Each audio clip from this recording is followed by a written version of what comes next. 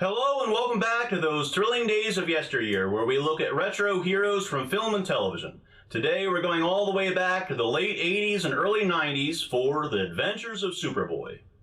When father and son production team Alexander Salkind and Elis Salkind signed on to produce the Christopher Reeve Superman series, part of the deal was they had to pay Warner Brothers a fee to license the intellectual property.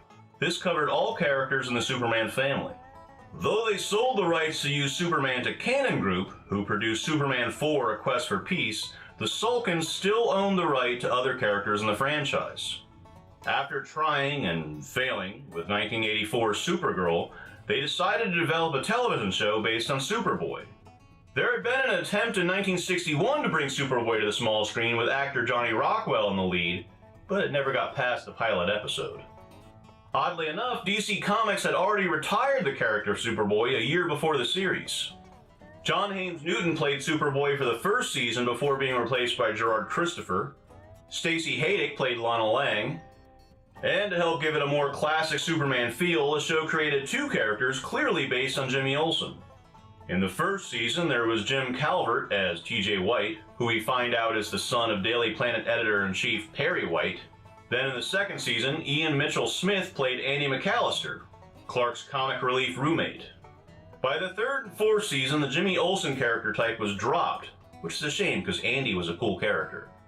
I've had a chance in recent years to meet at least two cast members.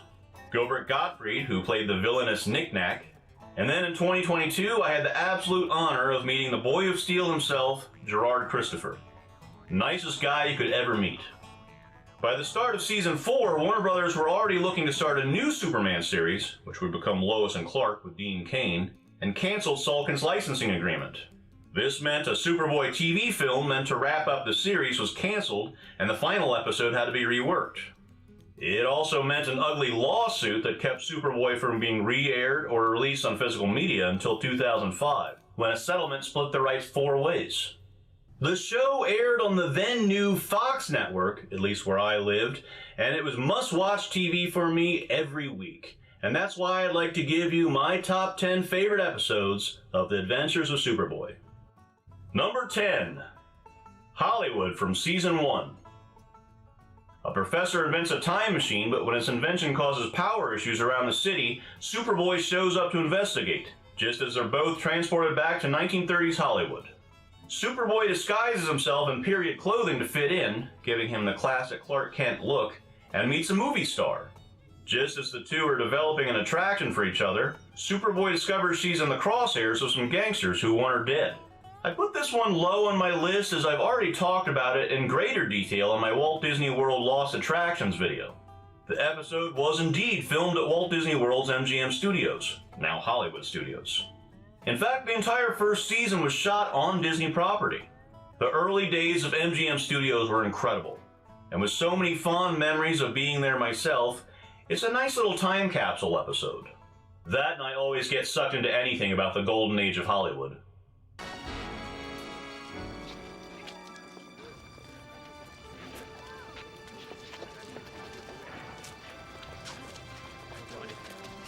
I know Hollywood's full of crackpots, but that guy's overboard. Number 9. Meet Mr. and Mrs. Pitlick from Season 1. A mysterious totem pole is found, and no matter what they do, it won't move. So Superboy is asked to see if he can get it to budge. As he struggles to move it with minimal results, the whole thing disappears, releasing an imp from the 5th dimension named Mr. and Mrs. Pitlick, played by legendary character actor Michael J. Pollard. With powers including teleportation and being able to turn into anyone, Mrs. Pitlick quickly becomes a menace to everyone. It seems the only way to send him back to the 5th dimension is to trick him into saying his name backwards, and it's up to Superboy to find a way how. I can't remember if this was the first episode I watched as a kid, but it is one I vividly remember watching it in its original airing. So much so that seeing Michael J. Pollard in anything is still comforting. He'd return for a Season 2 episode that finds Mrs. Pitlick trying to convince Superboy and Lana Lang to pose as his parents to trick a bully from the 5th dimension, played by James Bond's Richard Kiel. That one is a little goofy, but still worth a watch. But it's Michael J. Pollard's first turn as the mischievous imp that has stayed with me all these years. Who are you? Oh, naughty, naughty, Soupster. You're not paying attention. My name is Mixes Pitalik. MXYZPTLK.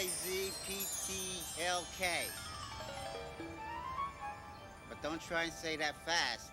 Number 8. Bringing Down the House from Season 1. Spoiled and narcissistic rock star Judd Faust wants to buy an amusement park, but when the owner doesn't want to sell, dangerous mishaps and threats begin occurring.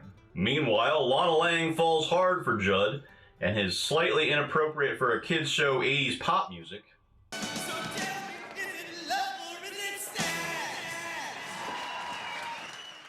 And the two begin dating. Unfortunately for Lana, Judd has a dark side that doesn't stop at hostile takeovers of amusement parks. Now Superboy has to find Lana before it's too late. Former teen idol Leif Garrett is successfully menacing as the sociopathic Judd Faust.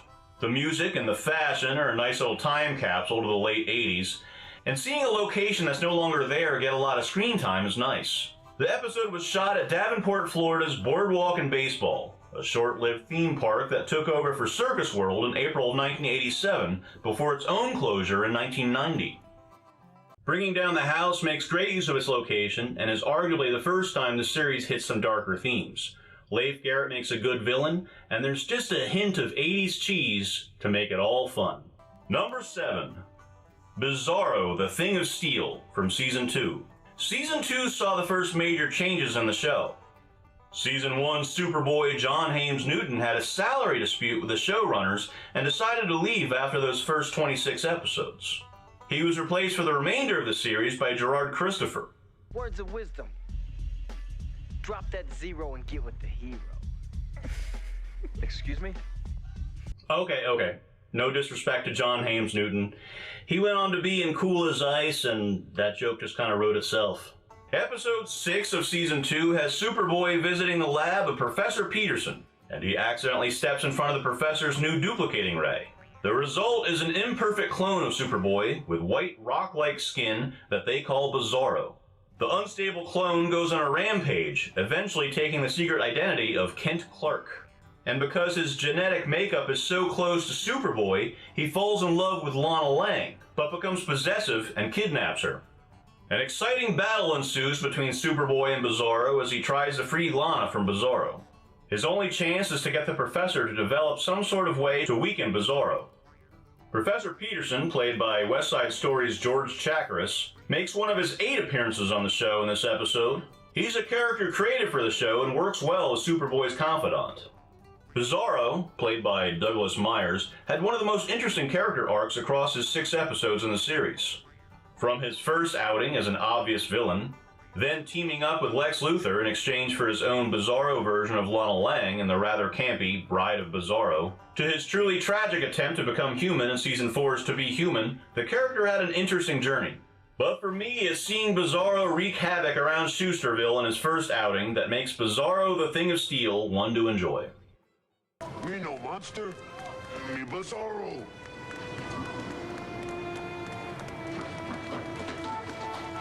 Number 6.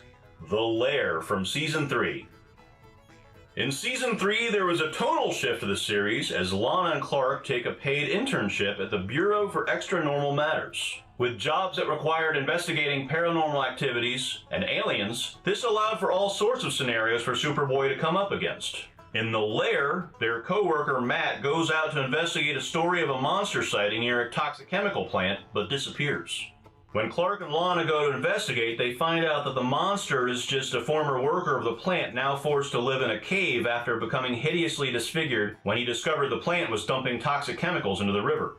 I enjoyed seeing Jordan Williams in the villain role, as I'm most familiar with him as having played Sun Records founder Sam Phillips in my favorite Elvis biopic. Having been to Universal Studios in Florida a number of times, it was neat to see a scene where Clark walks into Finnegan's Bar and Grill, where I've eaten many times. The whole production moved from Disney property to Universal Studios after the first season, and was the first weekly television product produced there.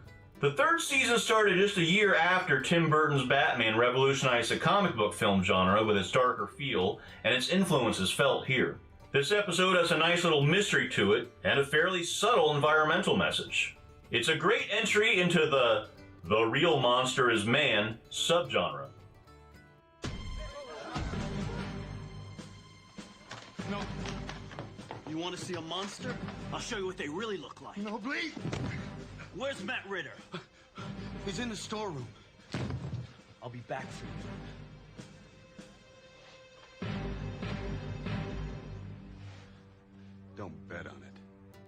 Number 5. The Golem from Season 3. When a Jewish neighborhood seems to be overrun by neo-Nazis, a Jewish resident has had enough and creates a golem to fight back. But the golem goes berserk. Only Superboy can stop the creature and try to cool the rising anti-Semitism in the neighborhood. Episodes of any series that tries to deal with hate and bigotry have a lot to take on. A lot of these can come across as too melodramatic and the message gets lost. This episode takes on the subject matter in an interesting way. The message is that blind hatred towards anyone is the issue. A 30-minute comic book show isn't going to dive deep into these themes, but for a complex issue, I think it's handled pretty well. Once again, the plot device of Clark and Lana working for the Bureau of Extra-Normal Matters allows for a fascinating mythological monster for Superboy to fight.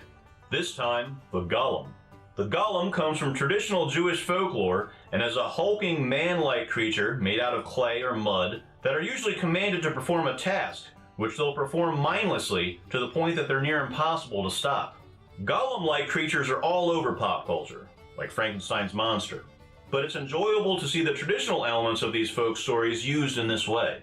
Not to mention there's some creative effects and some great fight scenes.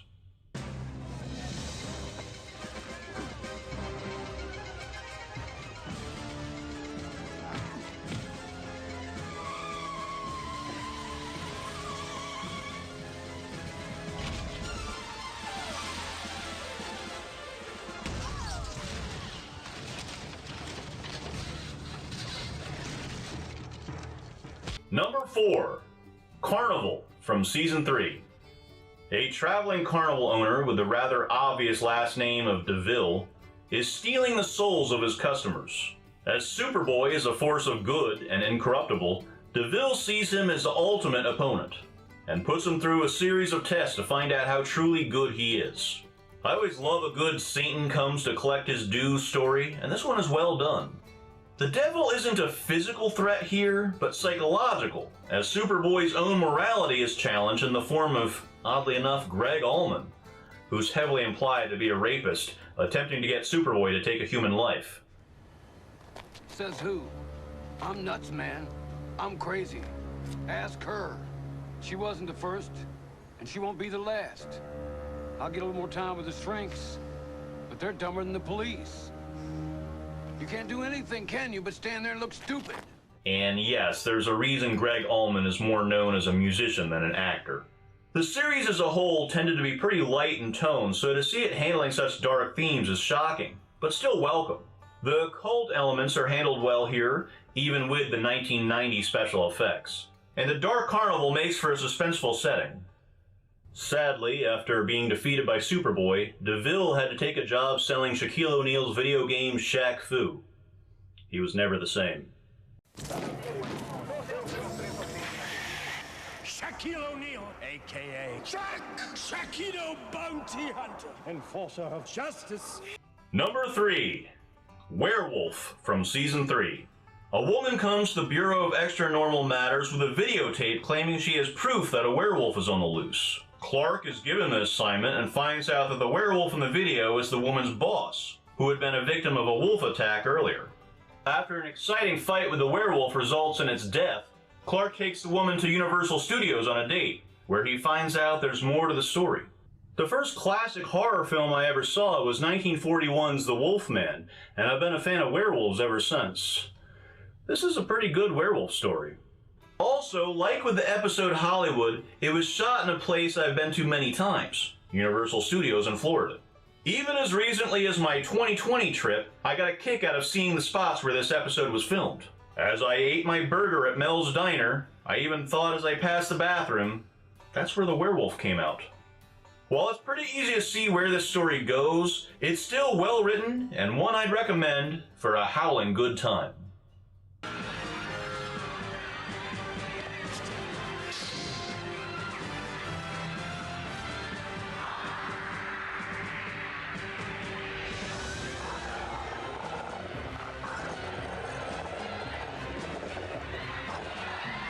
Number 2, Wish for Armageddon from Season 3. Superboy signs a contract that he believes will help all mankind, but it's a trick by a medieval monk who is cursed with immortality and wants to bring about the apocalypse to end the curse of everlasting life by using Superboy to start a nuclear war. It's quite the plot synopsis, but this is an incredibly well-crafted episode written by Gerard Christopher himself, with an ending like something you'd see on The Twilight Zone. Gerard's writing talent got the attention of the show's runner at Viacom as early as the second season, Gerard's first on the show, and he was made a contributing writer. By the third season, he was made a producer, and even a director by the final season. The episodes with Gerard's stamp on them are usually more character-driven than the ones with heavy special effects. Wish for Armageddon was so well received, Viacom even submitted it for an Emmy Award consideration. While it didn't win any awards that year, Wish for Armageddon is truly a highlight of the series. Is everything all right with you? You seem a little distracted. Maybe a little. I know what you mean. There's a lot going on in the world right now. A lot to worry about. There always is. I'll be seeing you again. Soon. Before we get to number 1, here's some honorable mentions. Metamorphosis from Season 4. A gym owner, played by wrestler Rowdy Roddy Piper, is draining his customers' youth to stay young, and he believes draining Superboy will make him young forever. Out of Luck from Season 4. When Charlie Carmichael, a chronically unlucky petty thief, steals a rare coin with an ancient curse, suddenly everyone around him is plagued by disaster as Charlie becomes the best criminal in town. And my number 1 favorite episode is Roads Not Taken from Season 3. In this 2-part episode, Lex Luthor discovers a professor's interdimensional portal and jumps into it. His distraught girlfriend Darla kidnaps Lana to get Superboy's attention so he can help get Lex back. Superboy walks through the portal himself and finds himself in an alternate Earth where their Superboy has killed Lex, making him a hated figure by the people. After retrieving his world's Lex and taking him back through, Lex attacks him with kryptonite. So Superboy retreats by jumping back into the portal, this time finding himself in another alternate Earth where Superboy is a Hitler-like dictator named the Sovereign. And in that world, Lana and Lex are together and leading a resistance group against the dictator. With all the insanity, Superboy has to find a way to set things right. As a plot synopsis, it sounds a little bit confusing, but the story flows very well. The 2 dystopian Earths are unique in showing how certain choices and circumstances can affect the world for the better or worse. A hero losing his cool and taking a life can turn a savior into a cynical recluse, racked by guilt. And what if Superman wasn't conditioned into being a hero? It's a what-if scenario that predates a movie like 2019's Brightburn. These dystopias are shot in and around Universal Studios, but with a desaturated color that adds to the feel of the episode. It's a fascinating storyline, and it's probably the first time I've ever seen a kryptonite explosion teleport to an alternate Earth. Now I've seen it all. Remember, the Sovereign can't be watching all of you all the time. But sooner or later, he will see you.